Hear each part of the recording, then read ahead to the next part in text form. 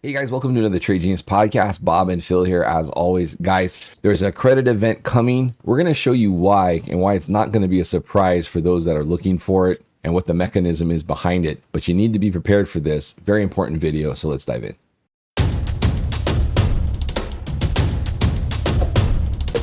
Trade Genius.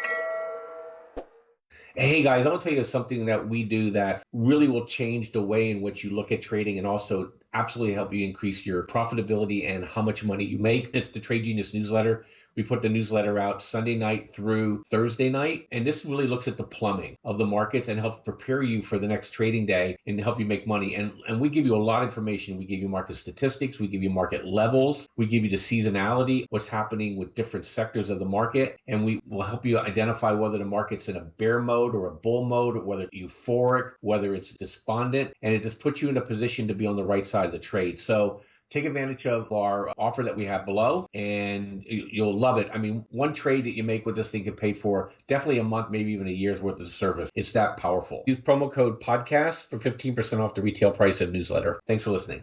So Bob, I think once we're done with these charts, these guys are going to be braced for impact. But, what they're doing here is somewhat unprecedented in the scale of which they're doing. Not that they haven't done this before, but can you kind of guide us through what's going on here? Yeah, I think, look, people need to understand that our environment that is the United States economy is basically debt-based. And so it is impossible to grow the economy without expanding credit. And so for the better part, since we came out of the COVID, I guess we call it the COVID financial retrenchment, where they're trying to take back some of this liquidity. Right. We've been having some sort of basically Cold War between the Fed and the Treasury. And now the third thing that's happening now is the banks are engaged. And so now you have the Fed tightening credit with QT. You have the Treasury trying to keep the party going by deficit spending. And then you have the banks now, which is first chart I want to show you is basically bank credit is drying up, Phil. And so the share of households finding it basically impossible to get credit is really at unprecedented levels. And, and I think the thing that really is getting people so confused is why this whole thing hasn't just rolled off a cliff yet. Because what's happening is that people that are listening to us, and people in the stock market, they're the people that still have the credit, but it's slowly being eroded away. Right. And as that marginal group also loses the ability to obtain additional credit, or credit getting more expensive, or the rollovers start to happen, is when we'll start seeing a break. And I think this break is, we kind of make a joke about just being kind of an L-shaped kind of economy, but we're going to get a break. Credit doesn't just drift, credit breaks, and so the old adage, you go up with an escalator, down with an elevator, and that's what's going to happen. You're going to see a break in here, and it's going to kind of like be a bum rush. And then we'll start that L-shaped economic activity for the next 100 weeks where it's just going to be low level. I agree. So we're seeing the effects on the consumer end with this chart year over year credit being harder to obtain. And then that takes us kind of into the whys of that here. And Bob's been kind of hitting those points. But this next chart, Bob, I thought it makes it clear, right? The credit conditions are tightening. And as they tighten historically with very good accuracy, we go into a recession. And, it's funny because on one hand, I see people say this is the most anticipated recession, therefore it won't happen. And we're starting to see that sentiment a little bit more and more that, we had the recession already. For example, when we had those 2 consecutive quarters toward the end of 2022, remember the GDP contracted twice, and they said, oh no, because the jobs are growing, it's not really technically a recession. So then, it's like, okay, well, that was our recession. So we're starting to get people now in the camp of markets going back up, new bull market, we're getting away from a recession, which I almost think you have to. When everyone's looking at the same thing, then it kind of either delays it or doesn't happen, right? That's kind of typically how things work in finance. But now we're getting more people away from, impending recession. It might have already happened. And now I think it's setting us up for the actual real event, which is starting to really crest now.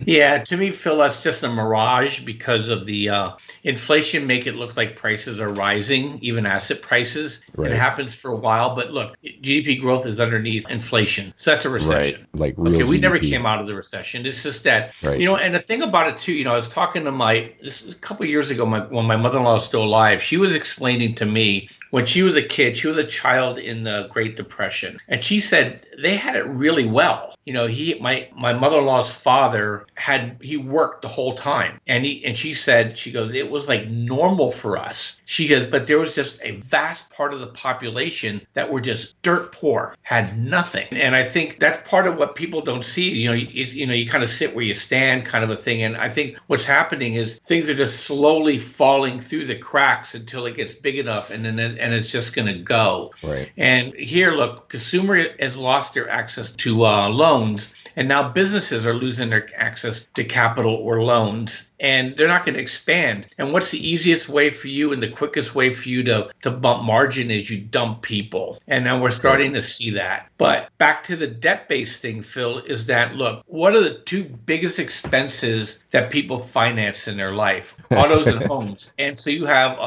you have now, they say, unless you make $100,000 a year, you can't afford a new car. Okay. I think you have to make $188,000 in California to buy a new home. And so you're at a point now where that's done. There's no buyer to lift up the market for these assets to continue to rise. And one of the biggest things too, maybe we should do a video on it too, is that, as wealth effect abates on the upper end of the scale, because that's who has the wealth, it drives economic recessions too. So we're at a point now where finally people are starting to break down on their homes. And so car prices have already started to fall. I'm in the market now. I'm watching very carefully. You're getting deals you never saw before, just the beginning. And I think we're in phase one of the crash of the housing market. But Phil, the thing that's wild to me is that we've only just begun, and we're already seeing a median home price de-escalation back to where it was only twice in, I guess, since they've been keeping records. Well, these are the two biggest recessions in recent history, right? The 70s, the recession in the early 70s, and the great financial crisis. And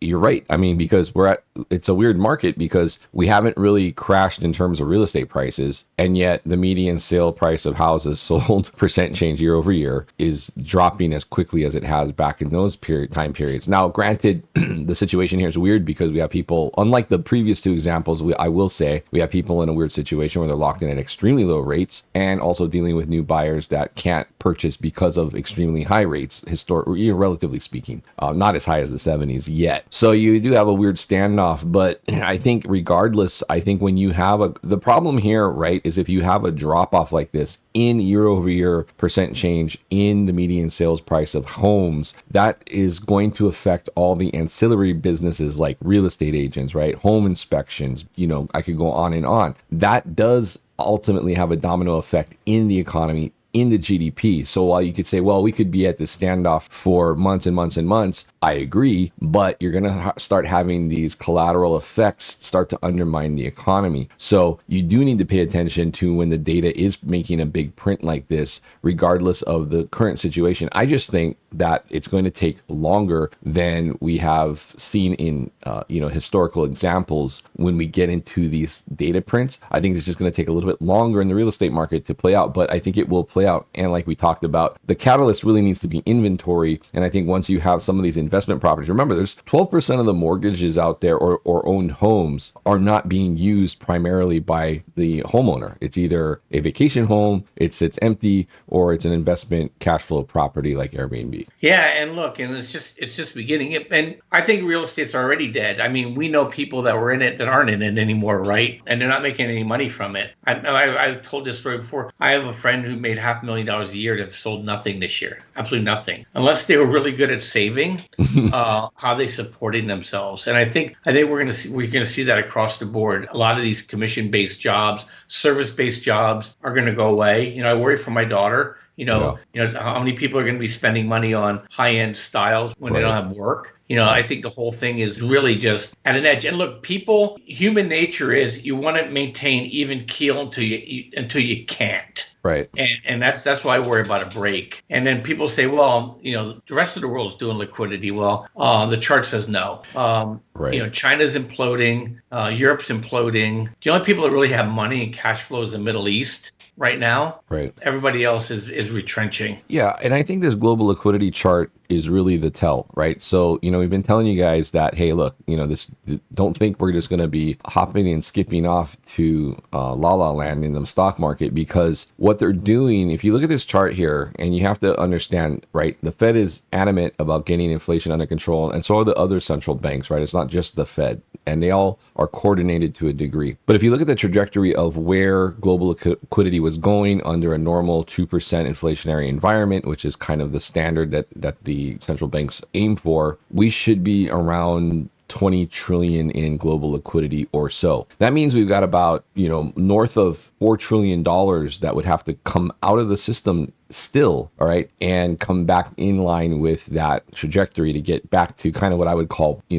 median for what the inflation slope should be in global liquidity. So that means, guys, $4 trillion out of the system, your stock markets are not going to be going up. And I believe that is what they are trying to achieve here in getting this back down. So that's why I think you have to be realistic about what's going on. You can see the effects already with, as we've shown you with these charts, credit is tightening. People can't get loans. Only people with pristine credit are going to be able to transact. And this is all by design, guys. The central bank wants you guys to feel a little bit of pain over the next few months to get inflation back under control. And they're doing it in a coordinated effort with all the central banks around the world. Yeah, and they'll ultimately fail because they can't control the two things that they're desperately trying to control. But having said that, the market is doing what we expect to do. Just so we can preempt the trolls here, we expected a little bit of a push here into OPEX. We're finally getting it, Friday afternoon into today. Right. We don't know how far it's going to push up. My view is towards the end of this week, things will start getting shiggy again. And then going into the end of September, we should see the market, actually probably into mid-October, we should see the market meaningfully down. Mm-hmm. And then we'll just have to wait and see how the derivative flows for the rest of the year. But having said that, we've made two lower highs so far. Okay. Mm-hmm. We made a high in 2021, we made a high, here in 2023, and then we're going to make a lower high probably going into 2024. We are falling. It's just that they're doing everything in their power to keep it from a crash at this point. Yeah, and I think that we're going to get a very rocky October into November. That may even spill over into December. I do think you get your typical holiday rally. But what I think might come, my prediction is we might get, because of all the things brewing, because all the banks still on very shaky ground, they're still tapping into the bank bailout window from the Fed. I think we might be setting up for a big credit event in March. And that is where everything is, without a doubt, in recession.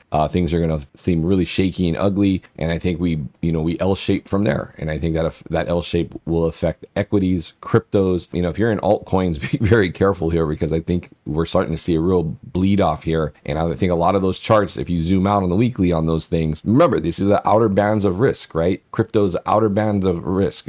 When we get into these environments, they're going to hunker down and go back to the more blue chip in things like crypto. So that's going to mean Bitcoin, Ethereum. You're going to see more of a consolidation in market cap. So some of these speculative plays that have enjoyed excesses in liquidity, they're the ones that are going to suffer first. So just be very careful about your speculative portfolios in this situation. I do think we're going to see further contraction. And I think as we progress through 2024, that's when you guys are going to want to be really locked in with us, because we're going to be following the liquidity flows. We're going to be following the signals that tell us that the bear market is capitulating. And then that's where you're going to make generational wealth, guys. So stay tuned. Great, guys. Thanks for listening. Hit subscribe, hit notification, and tell your friends. I think we can help navigate this really well. We're having already a great week to start the week, being long from Friday. And I think tomorrow will probably be a decent day, unless we actually fill the gaps today. And then CPI report Wednesday. And I think Wednesday will set the tone, whether they can engineer a beat or not, Phil. So Stay tuned, guys. We'll have more stuff for you tomorrow. See you guys later. Bye-bye.